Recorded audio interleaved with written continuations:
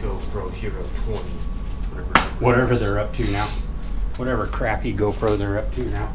Yeah.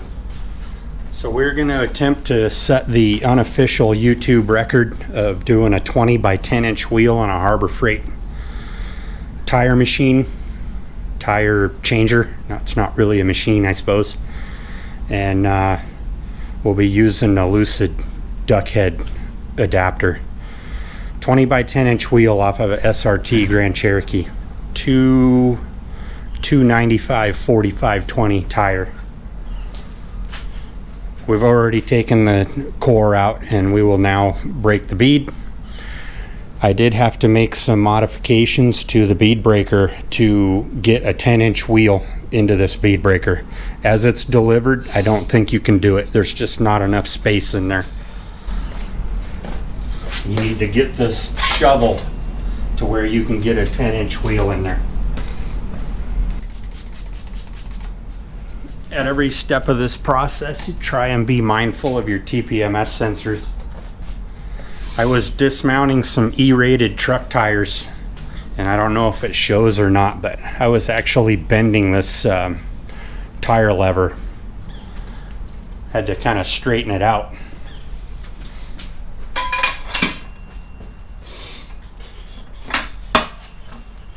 So we've had pretty good luck with a little bit of a bouncing technique. Always make sure this shovel is canted towards the wheel a little bit. If it's straight up and down or tilting back, it'll just want to kick out on you.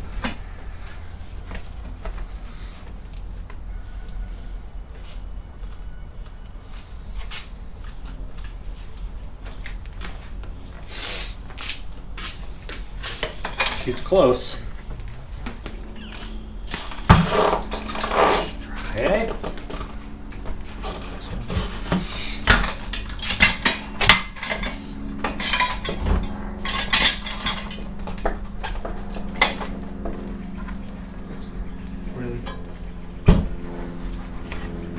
Really? It has to be fully popped. It's got to be fully or I'm quitting. Okay, we got the outside done.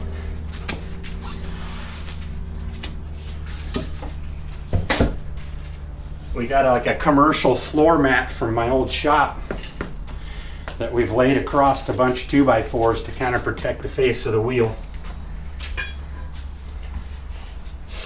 Obviously, if you have wheels that you don't care about, this goes even faster because you're not spending a lot of time trying to protect the wheels.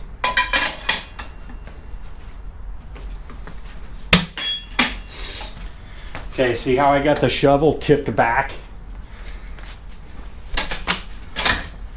We don't want that.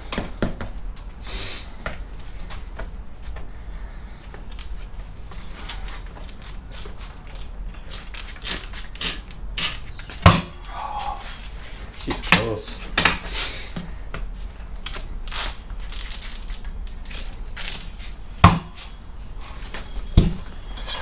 That one's gonna go. We'll give her just a little bit of a turn.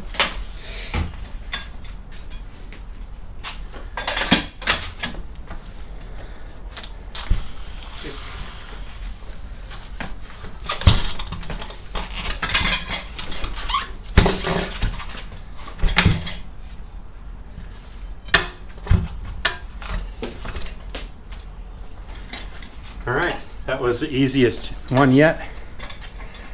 Yes, we cheated and we did the other three first.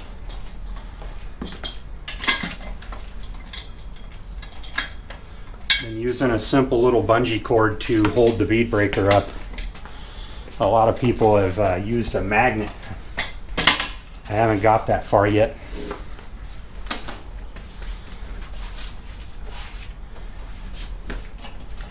We haven't needed it for these wheels, but I got like an inexpensive wheel spacer. Depending on the wheel that you're using, that gives you more space in this bore. That gives you more space in the bore for the cone to fit down into and actually clamp the wheel down.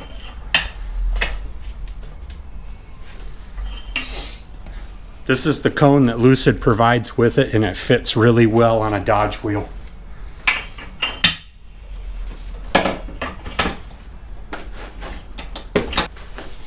You want this duck head adapter really tight.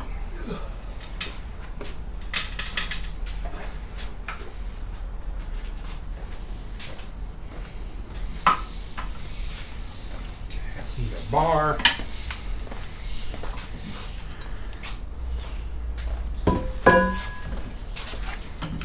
So I'm going to pry the tire down so we can slide the duck head on. And you want to get your duck head set up so that you have minimal wheel contact. It doesn't look too bad. It's Too high. too close. Okay, we're going to take off away from the TPMS sensor in a counterclockwise rotation. Push down.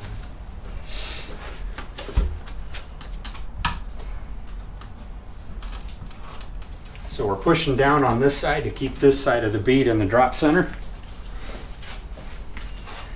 I've got this in one hand and this in the other hand.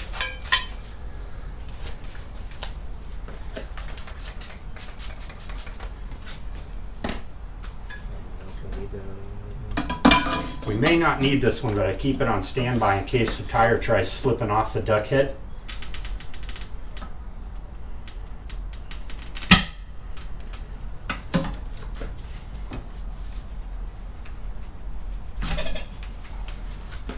Usually it'll only take that twice and then it'll go.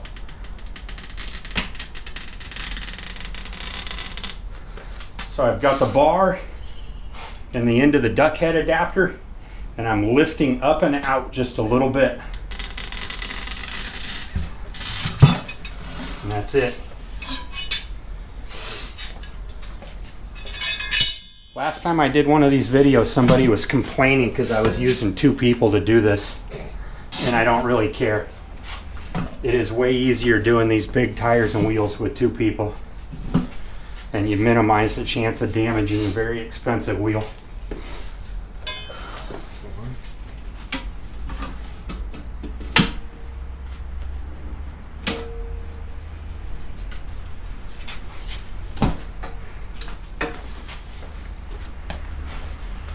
Okay, now since this tire is so wide, we've got to hook the duck head from the inside.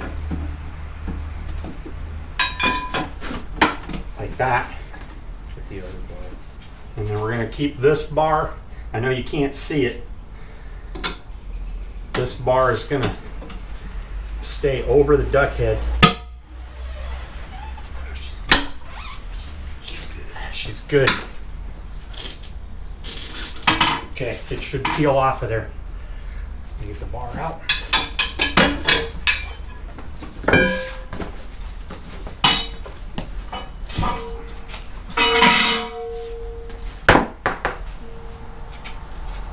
Okay, I don't think we tore up that wheel at all.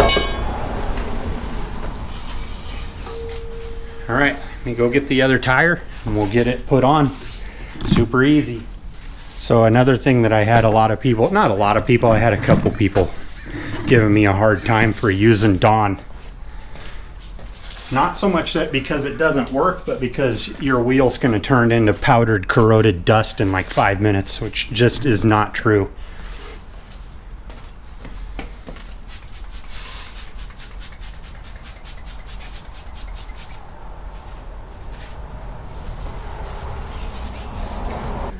Outside. Always be mindful of your inside and your outside if you get a tire that has an inside or an outside. This is the outside. This tire is practically going to fall onto the rim.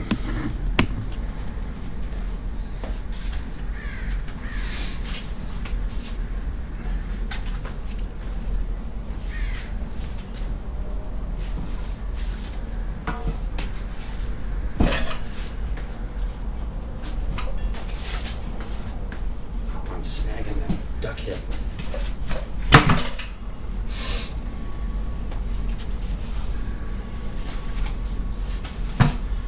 Okay, we're going to set the tire up so it's going across the duck head right here, right, like that.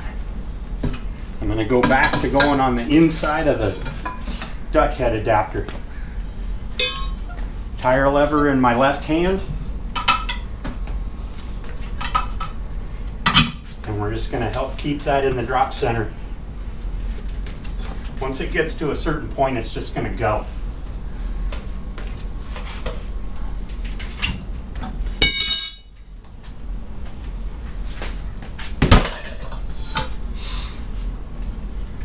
There we go.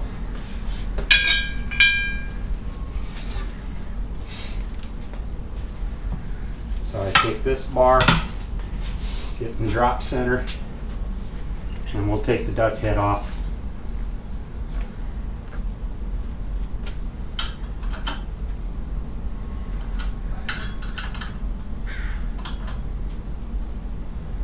We'll edit out the righty-tighty, lefty-loosies. Bam! Something like this where it's really wide on a matched wheel, you won't need a bead blaster at all. It will just go on there. These Continentals are like super violent for some reason when it seats the beads, even though it's probably only like 25 psi.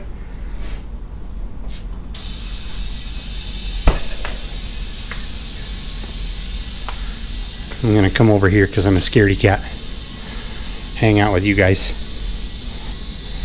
It's a big tire, so it's got some volume to it.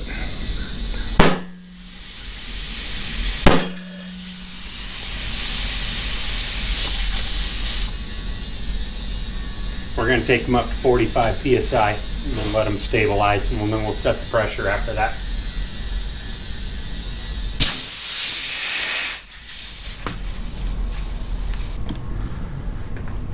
No damage to these wheels at all. 44.9.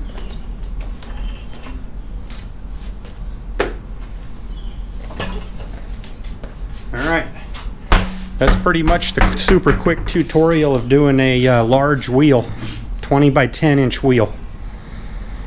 Next week we're going to attempt to do a 22 by 10 inch wheel, and I think that really is going to be the maximum effort on the duck head arm, because you can only bring the duck head out so far. But we're going to get these washed up and then we'll take them out to the balancer. So after we got all the Continentals mounted up, we're out in the shed where the balance machine is at. And with this particular wheel, we're going to use the small cone. It might be it's the second to the smallest cone. And then we're going to use the rim clamp that doesn't have the rubber cup on it. And then I'll show you how to quickly set up the aluminum S function, which is basically double row or an inner and outer row of tape weights.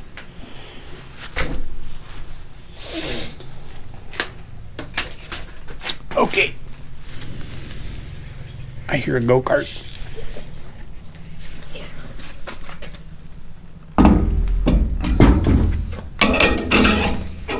There's a little bit of powder coat in there. Okay.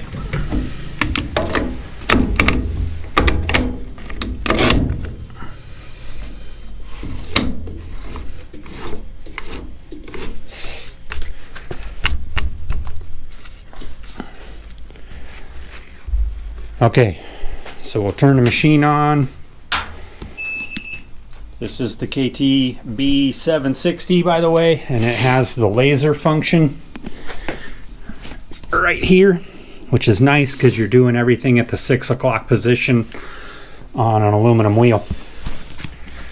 To use that function, we're going to start off in the, I believe that's supposed to stand for synthetic. But once we use the automated ruler, it's going to learn itself automatically to the aluminum S position. So we're going to bring this guy out and touch it on the wheel.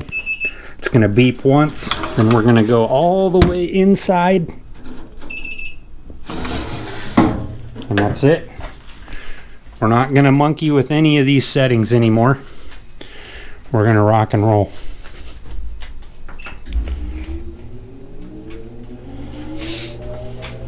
So what we basically taught it with the automated ruler is where we want the weights on this particular aluminum wheel. as we're using shoe brakes.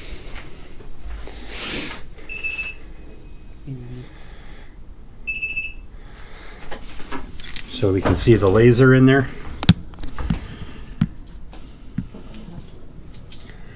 We're going to do a 1/2 ounce on the inner. And it wants 1.25 ounces on the outer.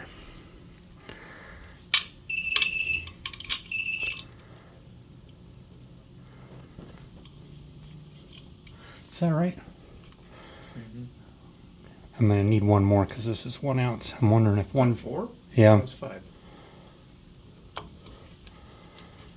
Oh. You sure it's 4? Yep, it folded over on me. I was going to say, I thought it was 5. Center? I need 2 more. 2 more? Yeah, they stuck together. Oh. All right.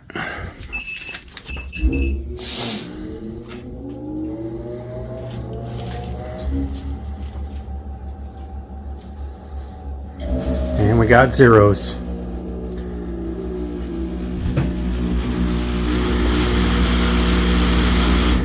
And then one thing I see a lot of people are kind of confused about on these Chinese tire balancers is you don't need to like reset the machine every time. We can literally take this wheel off. Don't touch anything on the display. Put your next wheel on and hit start and keep going. All right, we're gonna go put these on and see how we did.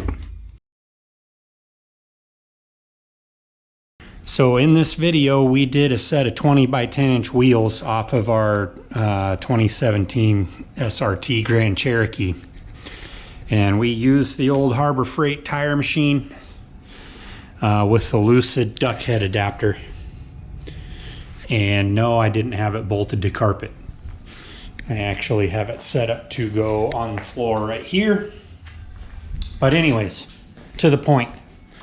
I just wanted to go over. I get a lot of comments in some of the early Harbor Freight tire changer videos on doing large wheels, because we did that set of wheels right there. And a lot of really good questions. Out of the box, you're going to be pretty limited in what you can do with the Harbor Freight tire changer, mostly because of the bead breaker. If you're going to do a wheel that's wider than 8 inches wide, you're probably going to have to start modifying this to get more throw up here. You can see the gap between the shoe and the floor. Okay, if you're going to do a 10-inch wheel, you got to get this guy way up here, and then you'll be able to do it. I want to say that the only thing I did was I made another set of holes right here, which moved the shoe up another inch, 1.25 inches. And that made a huge difference. So something to think about. I did cut that stupid wedge off of here. Somebody had mentioned that, and I totally agree. That thing just gets in the way more than it doesn't. I did also make a modification here where I put a 1-pound lead ingot on the faux lug stud, and that basically helps to keep it pointed vertical at all times. I really like that. Works perfectly. Simple solution.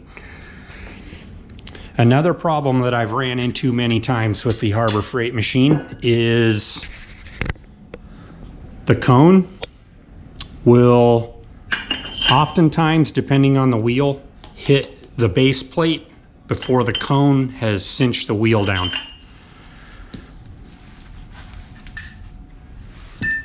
Even with my Ford wheel cone, same way.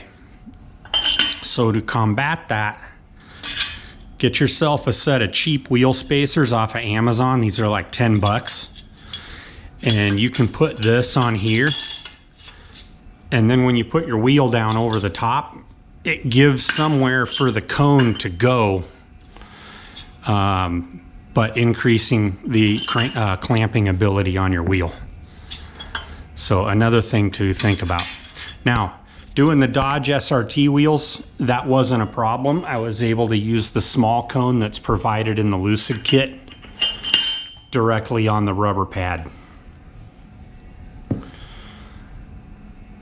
So let's move on to the topic of the video, which is large wheels on the Harbor Freight machine.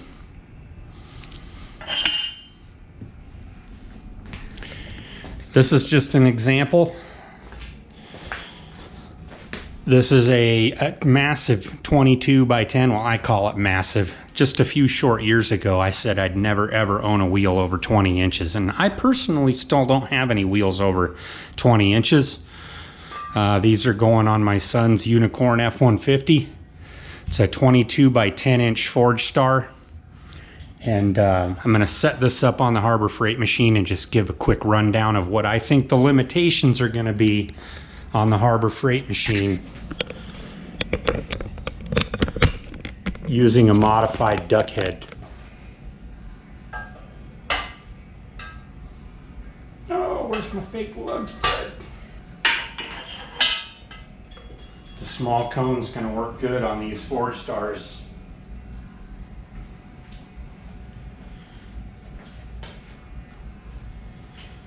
I have two duck heads now for this. This is the Hunter duck head that comes with the Lucid kit. It works fairly well. I do have a lot of problems when we're taking beads off of the tire wanting to slip off of right here. And then you have to reset it and get another bite at it. It's kind of a pain in the ass. I've got this duck head, which is called a corgi head. And I haven't used it yet, but I'm looking forward to it. I think it's going to have several advantages over the Hunter head.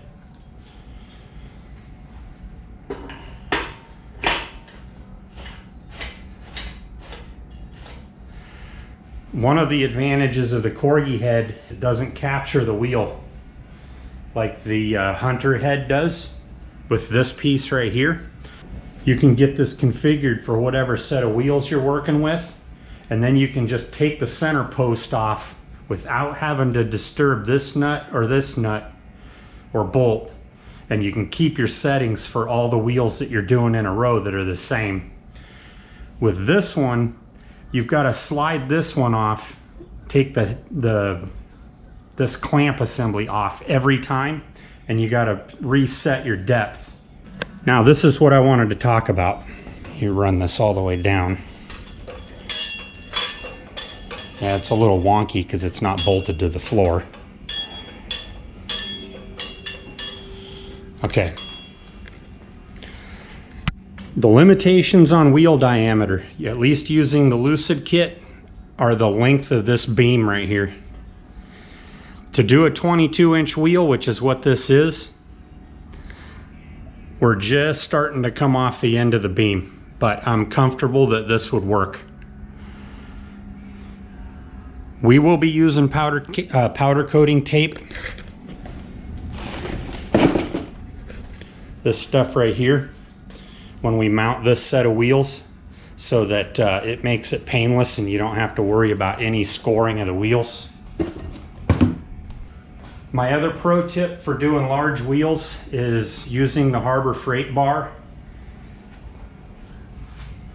Instead of hooking the head like this and pulling it around, what I'm going to do is I'm going to take the bar and I'm going to go in the end of the beam, and when I've got this actively moving the tire bead, I'm going to lift up and forwards into this corner as I'm walking the tire around, and that just automatically keeps the duck head off the wheel as you're going around, and the tire will fall right in place.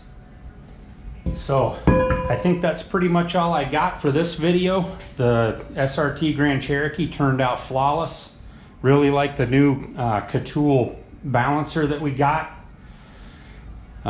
Wife's had the thing up to 80 miles an hour already. Said it's glass smooth, so very happy with that. I would say stay tuned. In the next couple of weeks we'll do a quick video on assembling these. Unfortunately, it's not going to be a dismounting video, it's just going to be a straight install. Install is always, in my opinion, easier than dismounting, so there is that, but it'll be fun. and we're excited to see these on the new F-150s. So anyways, that's all I got for you on this one.